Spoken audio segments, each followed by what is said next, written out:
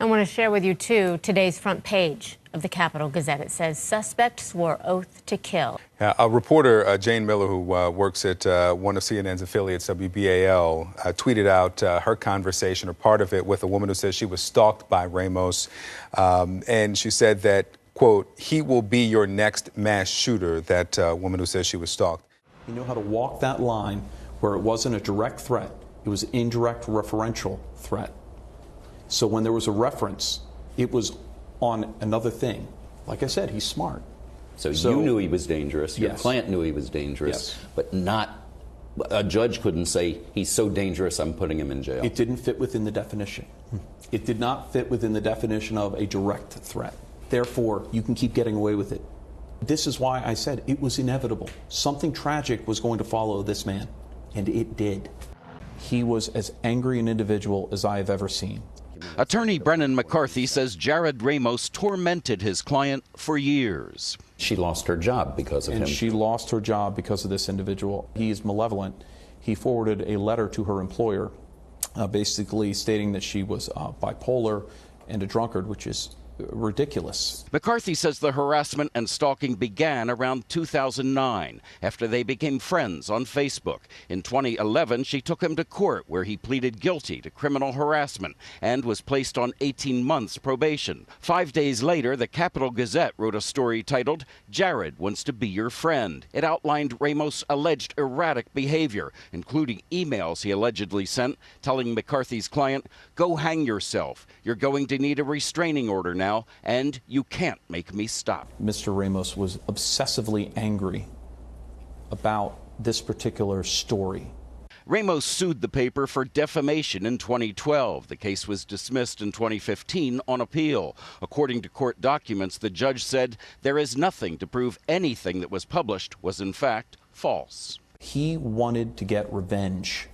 McCarthy said on Thursday when he heard about the shooting at the Capitol newspaper, he immediately thought of Ramos. I knew who did it. He did it. And you've said it was inevitable. It was inevitable. That he would eventually was going to do something like violent. The only question was, who would he get first? Today, the woman says she told the police back then, quote, he will be your next mass shooter. Her lawyer says Ramos was the most evil person he's ever seen in a courtroom. He was obsessive about people that he considered to have wronged him. He didn't just not like, he didn't argue with. He wanted to destroy whoever he figured had wronged him. We checked the records. Actually, the suspect did plead guilty to a misdemeanor harassment charge, but as far as we can tell this morning, does not have a felony conviction.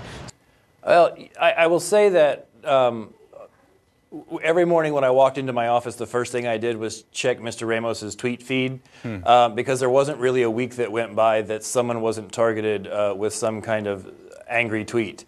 I do recall one instance where I used to serve in the Army, and so at one point, one of his tweets referred to me as Sergeant Shirley, and that spooked me because I realized, he was digging into my past.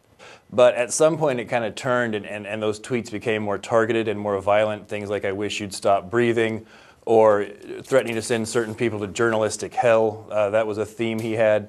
It was at that point that I think people stood up and took notice because these tweets weren't just calling names anymore. They were calling out specific people and talking about acts of violence. I, for one, received what I consider to be a death threat. Tom Marquardt was the Capitol's executive editor at the time of the article. He said he went to police about Ramos' threat, but was told nothing could be done. I feared for my life. I feared for my family's life. And I feared for my staff's life. We spoke to a number of people. I even spoke with former executive editor Tom Marquette, and I asked him, he's been threatening people at this newspaper since 2011. And I said to Tom, sounds like this guy was a ticking time bomb. And he replied to me, that's an understatement. Social media, he's been threatening this paper for years. It was fully documented. It was investigated. The management of the paper at the time, who I believe was Mr. Marquardt, and my investigators in 2013 came to a shared conclusion. Certainly that encounter put him on radar. But you also asked about social media, and I have to tell you that policing in America really has taken a step backward when we lost Geophidia, which was the collator of information that we had to search social media sites.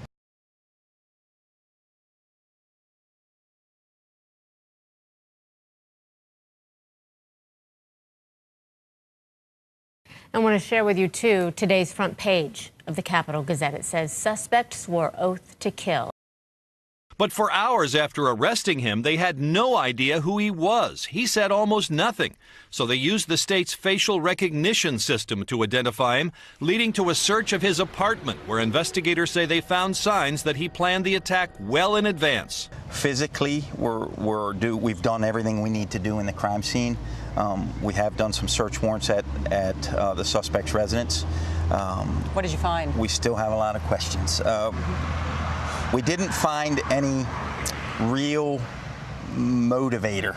We did find some physical evidence that showed origin of the plan, if that makes sense. Sure. I don't want to go into a whole bunch of detail, but we certainly found that there was a continuation of thought bringing him here yesterday.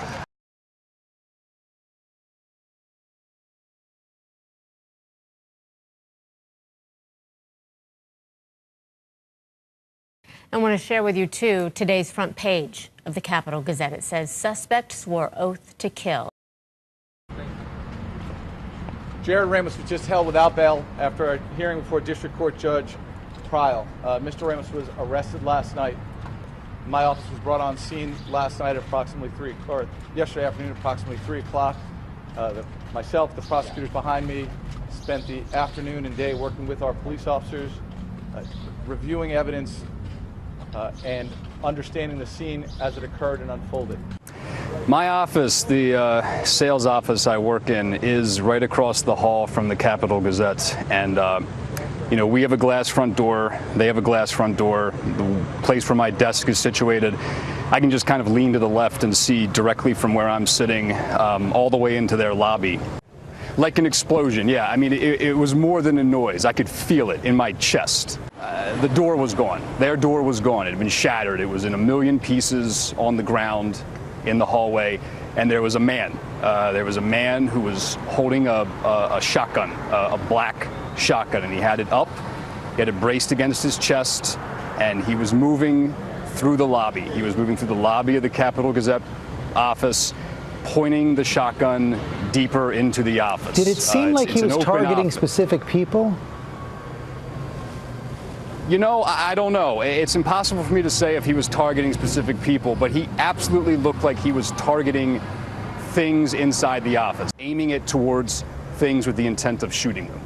I heard some indistinct yelling coming from their office while I was on the phone with the police officer, and then I heard a series of gunshots, more gunshots, 5 or 6, again, boom, boom, boom, loud, powerful gunshots coming from that office. He did not look like someone who was out of control. He looked like someone who was comfortable with what he was doing. I looked around the corner a second time and I saw a young woman who looked like she'd been hurt. She was on the ground. Injured? I mean, there was a bunch of blood on the floor, so I assume so. When it happened to me, I could hardly believe it. It was as if, you know, it was happening to somebody else, or I was outside of myself while it was happening. As you heard in the courtroom, Mr. Ramos is alleged to have executed a brutal series of attacks on innocent victims. Most importantly, my responsibility today was to inform the court as to why Mr. Ramos was either a flight risk or a danger to our community. In assessing the evidence in this case, we brought to the judge's attention the evidence that suggested a coordinated attack, the barricading of a back door, and the use of a tactical approach in hunting down and shooting the innocent victims in this case. After firing through the Capitol Gazette's front entrance at about 2:30, the gunman stormed into the newsroom with 11 people inside. Sales assistant Rebecca Smith was shot first. Gillespie curled under a desk in the middle of the office as the shooter began aiming at more of his colleagues. The gunman shot and killed 4 more of Gillespie's co-workers, including Wendy Winters. Before the rampage, the shooter blocked the office's secondary entrance, leaving only the front entrance for people like Gillespie to escape. I was, saying, I can't believe this is happening. I can't believe I'm going to die here. You thought you were going to die? I thought I was going to die. I heard a loud pop, and then I heard the glass smash. I stood up and turned around. As soon as I saw him, I dove under a desk, and then I heard, another gunshot. Wendy sat on just the other side of the desk that I was under, and I heard her get up, and she might have said some other stuff, but the thing I remember the most was her saying, "No," I think she was defending herself. And then I heard the shot. I was making a break for it, and whatever happened. If I got shot, it was going to be a bummer, but, I was going to at least take, my chances. As I stated to Judge Prowl, there were 2 entrances to the offices in which this attack occurred. The rear door was barricaded. Mr. Ramos then, as I told the judge, entered into the front door and worked his way through the office, where he was shooting victims as he walked through the office. And you said he actually shot some of the victims that were trying to get out that barricaded back door. You told the judge that? That is correct. Can you say that? There was a number of victims. There was one victim that had attempted to escape through the back door and was shot at that point. Initially, I thought it was fireworks. I heard a pop, and I turned and looked over my shoulder toward the front of the room, toward the entrance, and I saw some faces that looked concerned, but I couldn't see any shooter or anything. I saw that the glass doors that opened up into our office were blown out, and then I heard a second pop, and after that, I still wasn't positive what was going on, but I was afraid enough to grab my keys, and I ran toward the back exit of the office. So Celine San Felice, one of my colleagues, she also ran toward the door. She was the one who actually jingled the handle, and that door is normally never locked from the inside out. We have no problems getting out of that door, and for whatever reason that day it was jammed. And as soon as that happened, that signaled to me, okay, this is intentional. Those are shots. We see these things on the news all the time, so it's not.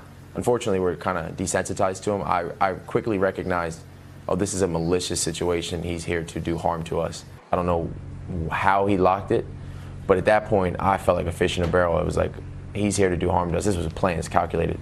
And at that point, I thought we were gonna die.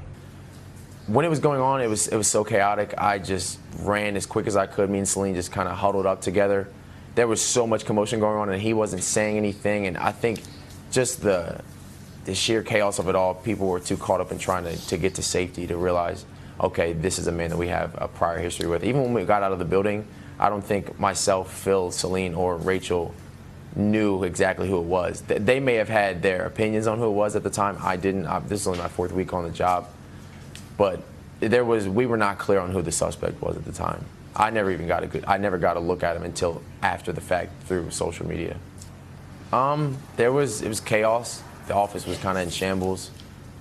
Unfortunately, we had to pass 2 bodies of our colleagues, which was something that nobody should ever have to stomach. Just unfortunate that somebody would come into a place that only reports truthful stories that are fact-based and unleash hell on the office. We tried to keep our eyes off of the ground, but inevitably we all, as journalists, were kind of curious, and it was sickening. And even today, it still feels surreal that we all went through that senseless act of just violence. It was insane. I have no further comment on any of his motivations or anything about the press. Sir, did he do anything to his fingertips? Sir, did he do anything to his fingertips? I will not comment on any further evidence or any specific evidence about this case. As a prosecutor, we can discuss the series of we can discuss what occurred today and what was stated in the courtroom. However, I cannot discuss the pending nature of the investigation nor the specific pieces of evidence. While I appreciate that, obviously, you all are here, the public wants to know all the fine details of that. The defendant is presumed innocent until proven guilty and is entitled to a fair trial. I want to share with you, too, today's front page of the Capital Gazette. It says, suspect swore oath to kill.